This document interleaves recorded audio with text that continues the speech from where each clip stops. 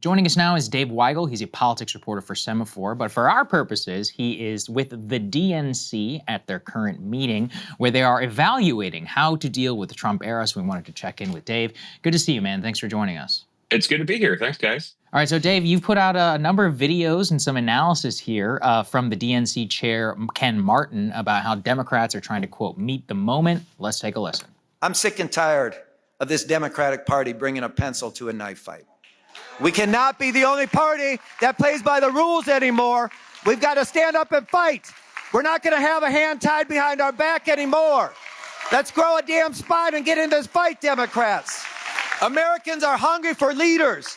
They're hungry for candidates who are on the side of working people. They're hungry for leaders who give a damn about their circumstances, and they're hungry for a government that gives people freedom, not fascism. To every American who is hungry for that kind of government, I invite you to join us. Democrats, Republicans, Independents, I invite you to join us. Together, we will fight with every fiber of our being against Trump and his power-hungry circus. Talking about fighting, Dave, but what is the mood inside of the building there? You've got that rhetorically, but you've got some reporting from on the ground. That captured it pretty well. It is a grim mood. It is not a resolve to lose mood. It is not the party cannot come back. But that word fascism that Martin used, every speaker used that. That was how Keith Ellison was talking. That was how Tim Walz, the governor of Minnesota, gave a speech there. That was how he was talking. And there was a lot of cheering for California and the gerrymander gambit that Gavin Newsom is running. But the overall context of that is that the party is going to lose the country, maybe for good, if it does not do something. What is the something that they need to do? That is the tougher question. There's not really, the DNC is not always the place for it, but there's not an analysis of we've gone too far in this direction. We need to abandon this idea. For example, there was a really compelling meeting of the LGBTQ caucus at the party, and Martin came by and said, we're not going to give an inch on this. We're not going to give an inch on trans issues. Do not worry that when we say we're going to do whatever it takes to win, we're going to abandon anybody. So it's a little, I wouldn't say confused, the mood here. It is a confidence that Democrats are right and the country will come around to them eventually, and not really a reckoning with, was there anything we've done so wrong that people have abandoned us? And frankly, part of this is nobody here, and I don't think they will even in 2028, wants to talk about Joe Biden or say that it was a mistake to follow him to the Hill. Nobody's talking about Gaza. It's not really a self-examination. It is the party needs to make it clear that we're serious about fighting fascism, and the other details are less important. People can come into our coalition when they realize how big the stakes are. Well, and it seems like we're not going to abandon anyone except if you support Palestine, judging by the reception that Zoran Mamdani has received, and also the candidate whose name I'm blanking on for Minneapolis mayor, which is relevant given that that's the location of the DNC meeting.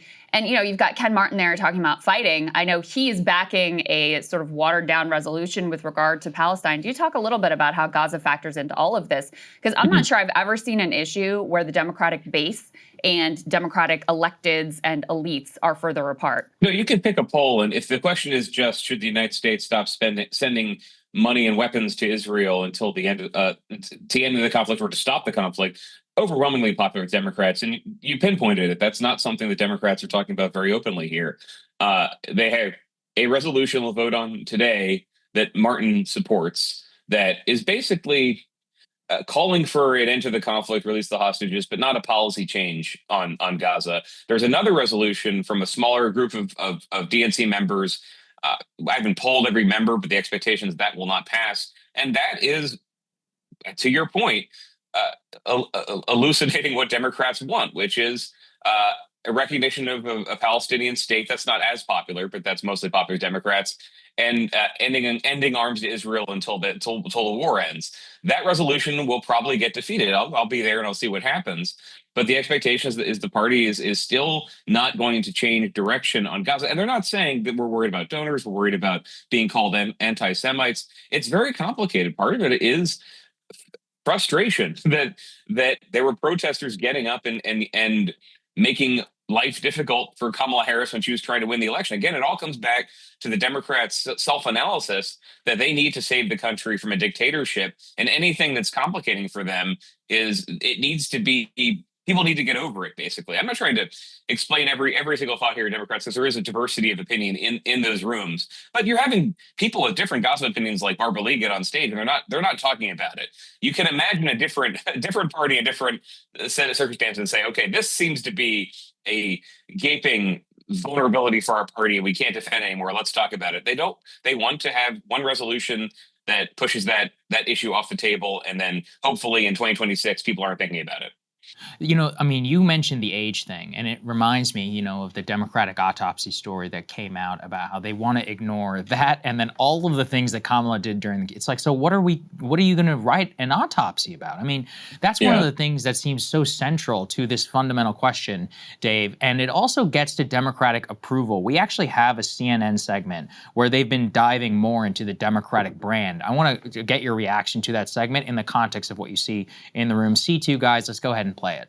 Let's look at the key 4 swing states that, in fact, do keep track of registration by party. Look, the Republican Party is in their best position at this point in the cycle since at least 2005. In all 4 of these key battleground states, we go out to the Southwest, Arizona. How about Nevada? Republicans haven't done this well since 2005. Oh, my goodness gracious, at this point in the cycle. North Carolina, I couldn't find a point at which Republicans were doing better at this point in the cycle. It's at least this century. It probably goes way back in the last century. And Pennsylvania, very similar. Republicans doing better at this point than at any point this century, at least as far as I could find. As the Republican Party gains in party registration compared to this point back in 2017 during the Trump first administration. In Arizona, you got a Republican gain of 3 points. Okay, how about Nevada? Up the hill we go, even though we're sticking in the Southwest, a gain of 6 points. How about, again, we come to the East Coast, North Carolina, a gain of 8 points for the Republicans. And in the Keystone State, in the Commonwealth of Pennsylvania, again, we're talking about a gain of 8 points. My goodness gracious, for Republicans, they are converting old former Democrats to their side of the ledger, as well as picking up new voters, registering new voters, and it absolutely paid off for them back in the 2024 election. What's the grappling in the building with that, Dave? This voter registration data just seems existential for them. It does. Yeah, there's not a lot of grappling with that. Before I got here, there was a reception for members on Sunday. I got here Monday morning. On Sunday, there was a reception that the AFL-CIO had helped with. And my friend Brittany Shepard of ABC News tried to ask about registration and was cut off. She just didn't get answered the question by the AFL-CIO. They didn't want the discussion to go into that. The couple things are happening. One is that older Democrats, and this is people who were Democrats at this point, they're very old, from the New Deal, Democrats from the 1960s, older African-American Democrats always registered the party. They're simply dying. I mean, if you look at Northeast Ohio is a good example. Sherrod Brown runs in 2018 and 2024. More people turn out to vote across the state in those elections, but he loses votes in Northeast Ohio. And you look at the data, that's just there are not many people moving in, and Democrats have passed away. Younger voters, to the point we were just discussing, the party's brand is associated with a number of things that are toxic to them, including Gaza. And so I was talking to some of the younger Democratic Party chairs last night, and even in places where they're gaining when there's an election, they can turn people out, they can win a special election. They're having that issue that people under 30, when they go to register, maybe they go to the DMV for the first time to do it, or they're on campus to approach, the Democratic Party has a terrible brand. They want to be an independent. They don't want to be a MAGA Republican, but they don't want to associate themselves with this party. So the optimistic take for a Democrat is that it's solvable. The less optimistic take is how, because you're not confronting that issue. And they like one thing they'll also say a lot at this conference or meeting and elsewhere is, well, we can't wait for some savior to come to and make the party competitive again. We can't wait for another Obama. Because that did solve a lot of the problem. Obama was so appealing to younger people that they fixed that for years. There isn't an alternative. It is that we are going to be the anti-fascist party. We're going to be a fighting party of the resistance. And that is not very enticing to younger people who look. They might be souring on Trump. They actually have in a lot of polls. Yes. But the offer of the Democrats is pretty lame. Right. Well, we also don't know who it's appealing to because they haven't really done it. So, Yeah. Yeah. Newsom is starting to get in the mix and doing his memes and all of that stuff. And he's gaining credibility, at least with the Democratic base, and certainly gaining prominence in terms of the national conversation. But, Hakeem Jeffries and Chuck Schumer have been utterly pathetic in terms of their response. And at this point, they're some of the most prominent leaders of the party. The other thing is, I feel like a broken record continuing to go back to this, but you have this almost like manna from heaven in Zoran Mamdani, who comes out of nowhere, genuinely excites people. You had thousands of people turn out in New York City for his freaking scavenger hunt over the weekend. He has very high approval rating. Look, I get it. New York City is different than the rest of the country. But with the very groups that Democrats have been failing and losing ground with, young men, Latinos, working class, et cetera, Zoran is doing extraordinarily well. And rather than looking at that and saying, oh my God, okay, what is he doing? How can we support him? How can we make him emblematic of the Democratic Party? They've done everything they can to trash him and bash him and sort of low key back this scandal-ridden, wildly unpopular Andrew Cuomo, even though he dramatically lost the Democratic primary. Yeah, and Jeffries and Schumer are not here. I think they probably would get a good reception from DNC members, given who makes that up. But not much of a reckoning with that. It is more frustration that young people don't see the threat of Trump and we've given them something inspiring that they should be celebrating. There was a mention, Saagar mentioned the autopsy. So there is an autopsy they're working on of the party, and it might have come out at this conference, this meeting. It's going to be delayed to later in the year. The thing all of us who cover this and talk to people who are talking to the DNC, is the autopsy is going to conclude that just the Democratic Party has this constellation of groups, of consultants that are outside the party that are not helpful at all. And there is this desire for more of a concentration inside a coherent Democratic Party structure. But yeah, that's less entrepreneurial. That doesn't, that suggests there might be a problem, for example, when DSA gets very organized, when they support a candidate like Zoran Mamdani, and you've got New York Post and Fox News headlines about DSA's platform and Democrats having to answer for it. There really is this, I wouldn't say Trump envy, but Trump's command of the Republican Party answers every question voters have about what Republicans stand for. And some of them are contradictory, and some of them are things he promises and can't pull off. But there is a Republican Party brand built around Donald Trump. It is popular enough to win elections in most of the country. What is their alternative? They're very worried about entrepreneurial left-wing politics coming up and making it harder to reach those voters they lost. And that's some of this is, who did we lose? It is unclear.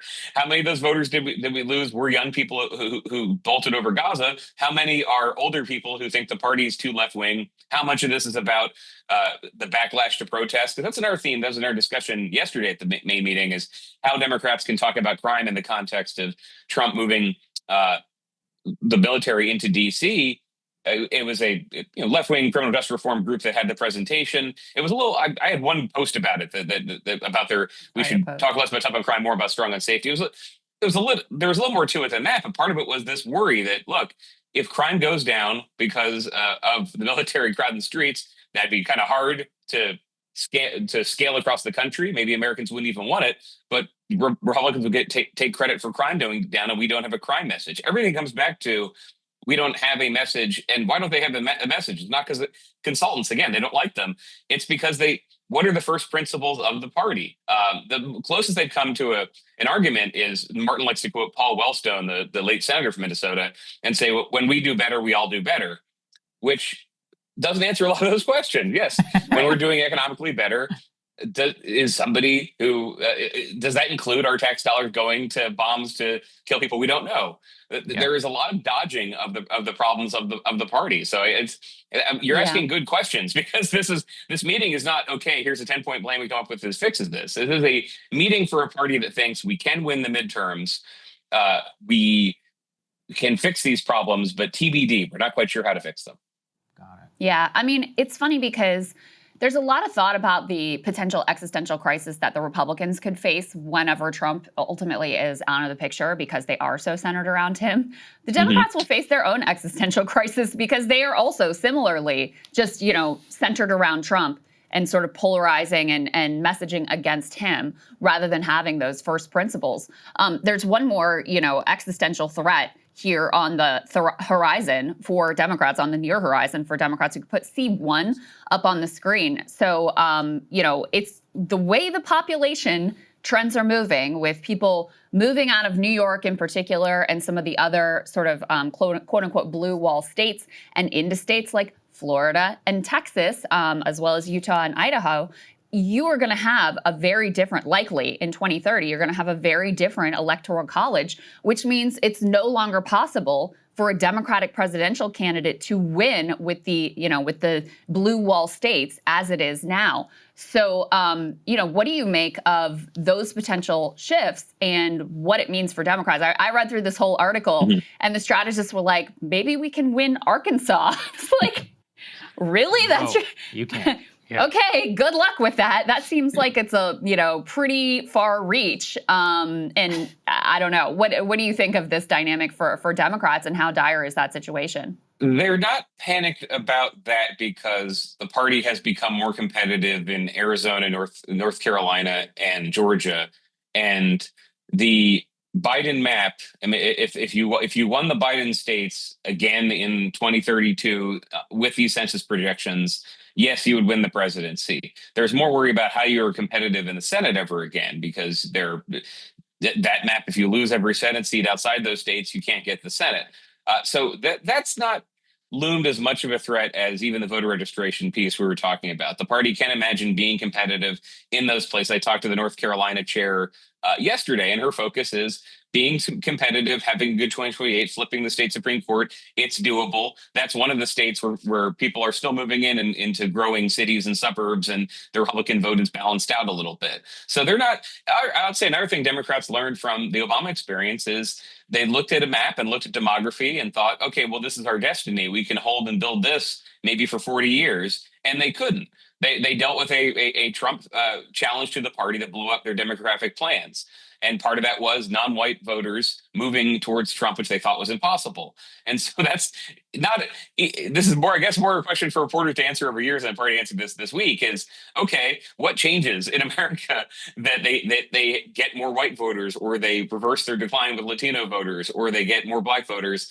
They do not know yet, but they stop thinking that there is a inexorable chart that moves up or down in these states, because the idea of an Ohio that was totally uncompetitive for them after Barack Obama won it twice, even after the quote unquote war on coal, they had an idea that, okay, the Republicans have maxed out with white voters, and as long as we get non-white voters, we can win. Totally true. Had they held on to the non-white voters, Kamala Harris, I'd say by Obama levels, Kamala would have won the election. So what did they do? And the answer, that's the thing. The answers are not very compelling. The answers are, we need to fight more. We need to talk to more people. It's not, we need to compromise on this. It's not, we need to abandon this position. You're seeing more experimentation by candidates. And the Plattner in Maine, from Maine, Dan Osborne in Nebraska, what they have in common is that they are not identity politics candidates. They're not expecting some sort of shift of the electorate that just gets more Democratic. They're saying, look, a lot of people hate us, and they hate corporate power, and we need to be credible on that.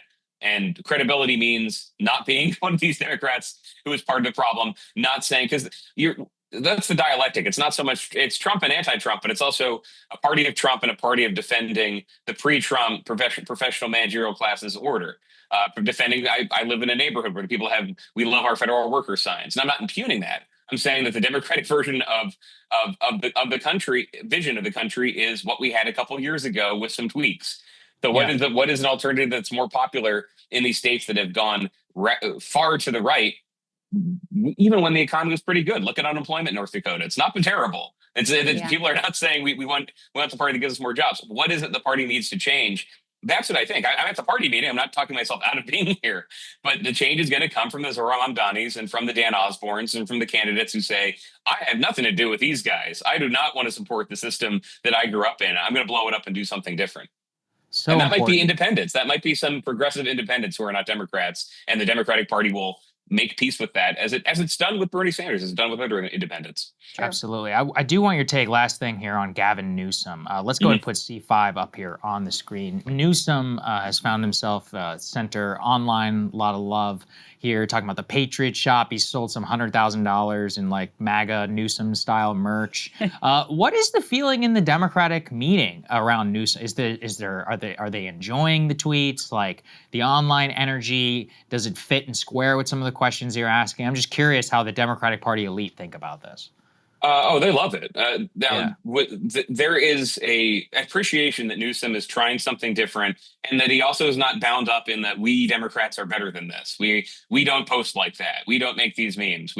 I'm probably more sympathetic to the anti-AI people who don't like making memes of politicians with bodies they don't have, riding lions and stuff. However, if they exist and people are organically making it about Gavin Newsom, that's great. And that gets back to the Democrats are just kind of waiting for some energy to come from elsewhere organically that they didn't have anything to do with, and see why that worked. So a lot of appreciation. And Newsom, the biggest applause lines, and there's one general meeting where everyone was in the room, so not everything's getting a applause-o-meter, but they were for Newsom in California.